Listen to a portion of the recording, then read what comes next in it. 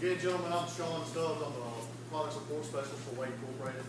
What I'm going to talk to you a little bit this evening about is the evolution from what John Deere has done on the engines, from the Tier 2 all the way to the final Tier 4, which you're going to see on the new machines that we're going to be dealing with.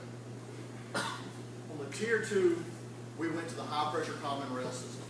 High pressure common rail system, the reason we did that is we can atomize the fuel better with that type of injector to burn off that fuel. If we don't burn off that fuel, we create particulate matter. Particulate matter, or PM, which you're going to hear everybody talk about it, that's what causes the soot and the black smoke coming out of your exhaust. So we went through, on the Tier 2, went to the high pressure common rail to get away from as much of that as we possibly could. Then we went to the Tier 3. On the Tier 3, we added a couple of more things. We added EGR, and we added VGT. VGT, what it is the variable geometry turbocharger.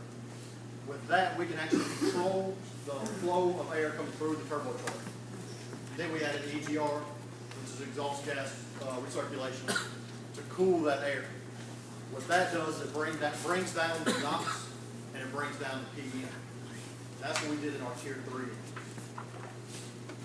Then we have what you're seeing now is the IT4, the interim Tier 4 engines.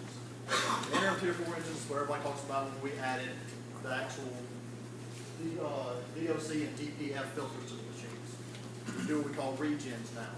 We're actually using those filters to catch that particulate matter coming out of the exhaust. Now we have to do the regens. When doing the regens, we're actually burning that excess off of those filters to be able to keep going. Some of you may not have that yet. Some of you may just now be getting into it. So this is what you have right now. Now, next year from the 74 horsepower to the 70, to the, what is it? 100. 100 horsepower.